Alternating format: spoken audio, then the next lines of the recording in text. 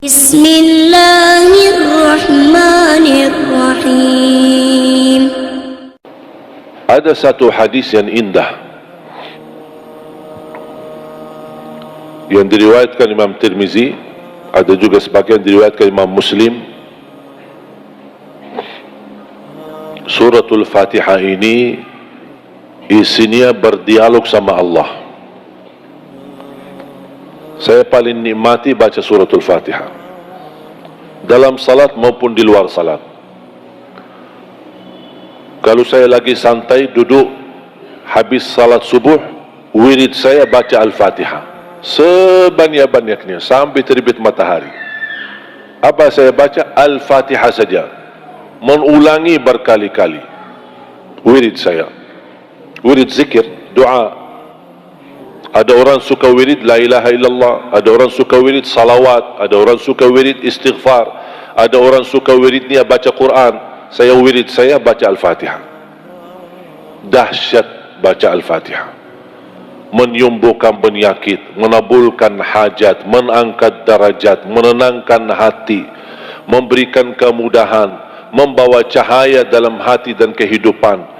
Berkahnya luar biasa suratul Fatihah. Memiliki banyak nama. Al-Fatihah, Ummul Quran, Ummul Kitab, Asy-Syafiyah, Al-Waqiyah, Ar-Raqiyah, Al-Kafiyah. Luar biasa, banyak nama-nama suratul Fatihah. Ulama berkata, kalau ada sesuatu yang memiliki nama yang banyak, itu tanda sesuatu itu sangat agung di sisi Allah. Al-Fatihah. Tidak sah salat kita tanpa suratul Fatihah. Al-Fatihah rukun, tidak bisa diganti dengan sujud sahwi kalau kita lupa suratul Fatihah. Iman pernah lupa suratul Fatihah pas salat? Pernah terjadi? Bu, pernah enggak terjadi lupa suratul Fatihah pas salat? Allahu Akbar langsung qul huwallahu ahad Allahus samad. Pernah enggak? Pengalaman saya ada yang pernah lupa suratul Fatihah.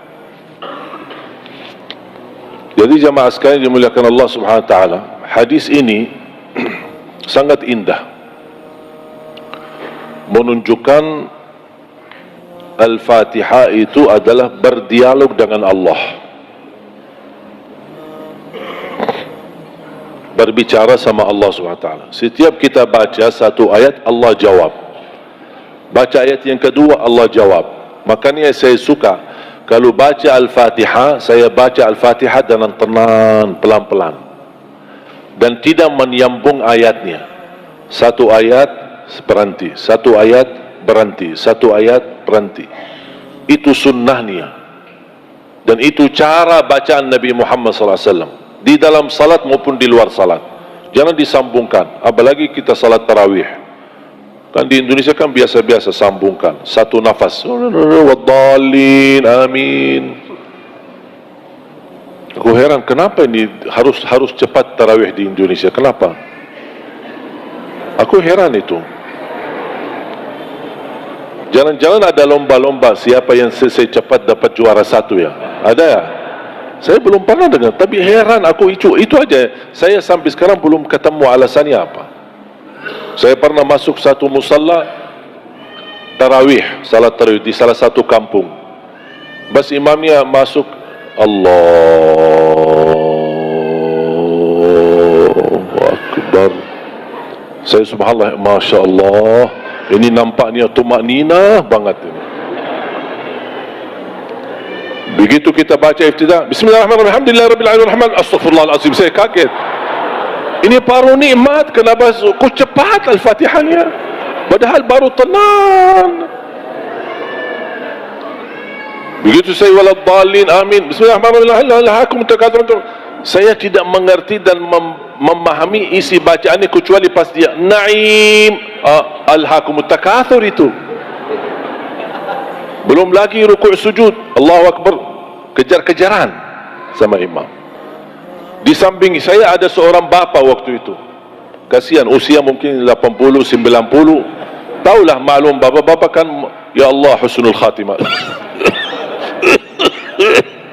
Ya, jalannya pelan-pelan, gerakannya pelan-pelan, sudah tua, tidak ada fisik.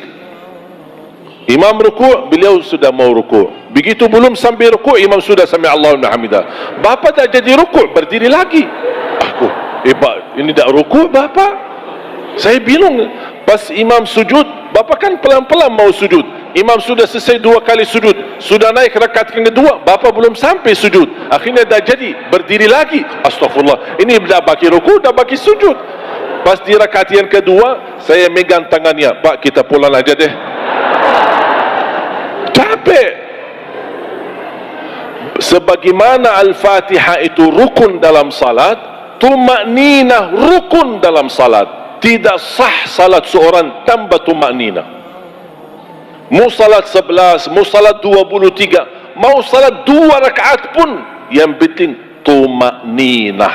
Tidak masalah baca pendek ayatnya, pendek-pendek, surah-surah yang pendek sebagaimana biasa di Indonesia, tidak apa-apa, asal tenang, tuma'ninah. Karena bacaan imam yang benar, bacaan imam yang tenang akan menjadi pelajaran bagi makmum.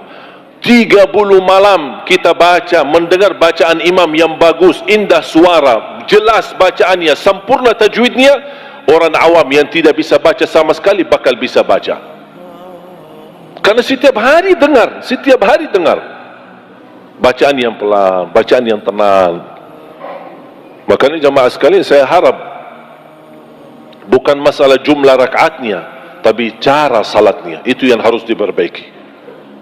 Sama dengan seorang sahabat ketika di masjid Rasul lagi duduk, datang tahiyatul masjid. Selesai tahiyatul masjid, dia menghadap Rasul dan salaman. Rasul tidak jawab salamannya. Salli fa innaka lam tusalli, salat dulu karena kamu belum salat. Kaget orangnya, padahal sudah salat. Salat lagi, habis selesai datang, dia salaman, Rasul tidak menjawab. Salli fa innaka lam tusalli, salat dulu karena. Tapi Rasul menganggap dia belum salat sampai 3 kali. Pas yang ketiganya, kata orang itu, ya Rasulullah, mohon maaf, saya tidak tahu selain ini. Baru Rasul beritahu, idza qumta faqum mutma'inna, kalau berdiri yang tenang. Wa idza kabbarta fakabbir mutma'inna, kalau takbir yang tenang. Wa idza qara'ta faqra' mutma'inna, kalau baca yang tenang. Wa idza raka'ta farka' mutma'inna, rukuk tenang, tumaknina, terus terbawa dalam salatnya. Itu yang akan mendatangkan khusyuk. Semakin sempurna tumakninahnya, khusyuk datang sendiri. Allah tidak perintahkan salat khusyuk, tapi yang diperintahkan salat tumakninah. Karena tumakninah rukun, khusyuk bukan rukun. Ketika kita bisa tumakninah dalam salat, gerakannya santai, nikmat, akan datang khusyuk sendiri.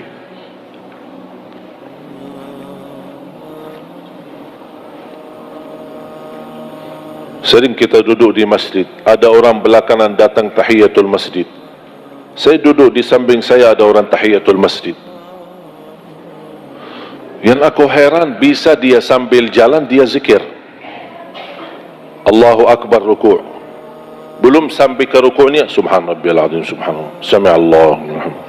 Pas sujud Allahu Akbar, subhanarabbiyal a'la, subhanarabbiyal a'la.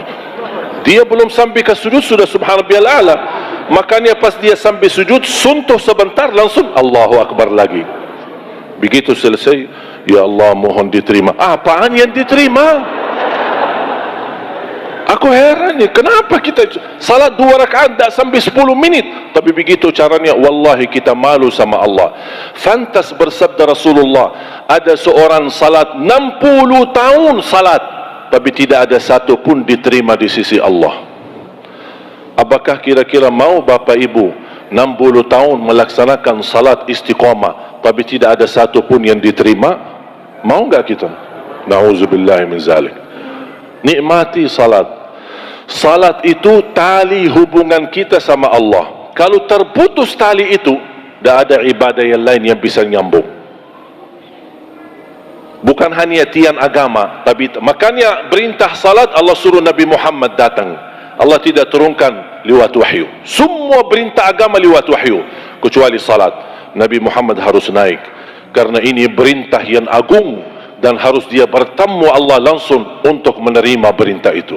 Allah ingin menunjukkan kepada kita, karena untuk beribadah salat itu tidak ada penantara antara kita sama Allah. Ibadah salat langsung sama Allah. Zakat bisa lewat penantara, titip zakat ke masjid, orang masjid yang antarkan zakatnya. Bisa kita titip ke yayasan, yayasan antar sedekah kita. Tapi salat itu tidak bisa mewakili. Zakat, ada umrah badal? Ada haji badal? Ada salat badal? Tak ada salat badal. Masa kita datang kepada orang habib atau syekh atau ustaz atau kiai, maaf kiai, saya lagi dah enak badan, boleh Pak Kiai wakili saya salat?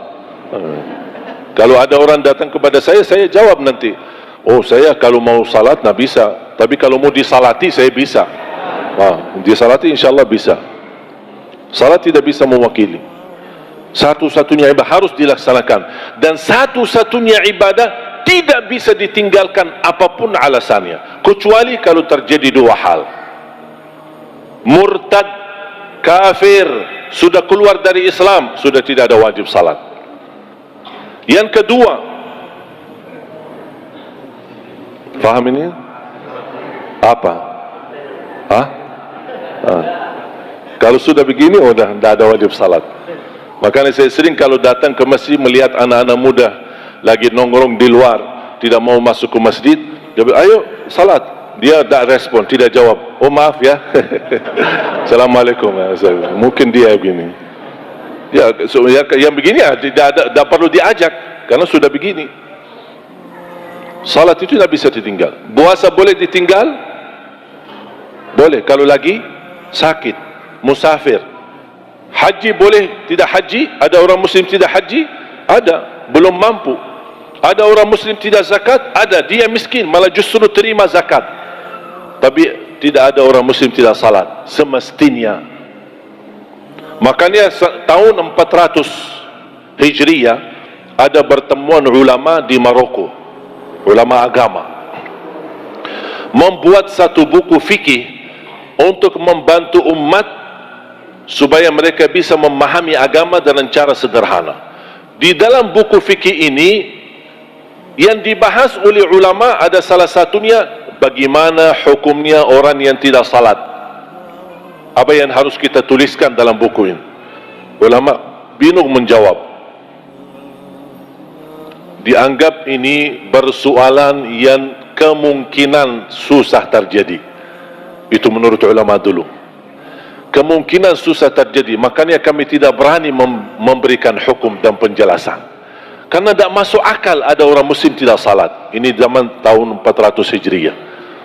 Dianggap zaman dulu ulama itu aneh, tidak masuk akal ada orang muslim tidak salat. Makanya mereka tidak berani tulis hukum. Bagaimana hukum orang yang tidak salat? Tidak berani.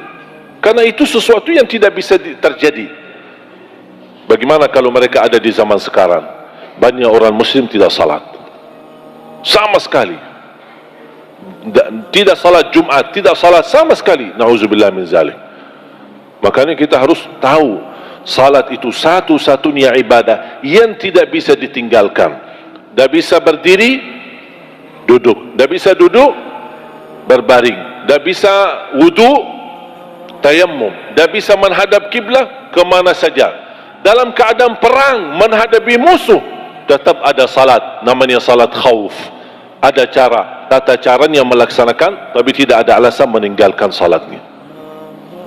Hatta dalam keadaan sakit, parah, kotor, tidak bisa apa-apa, tidak bisa bergerak, tidak bisa tayammum, niat dan tetap salat.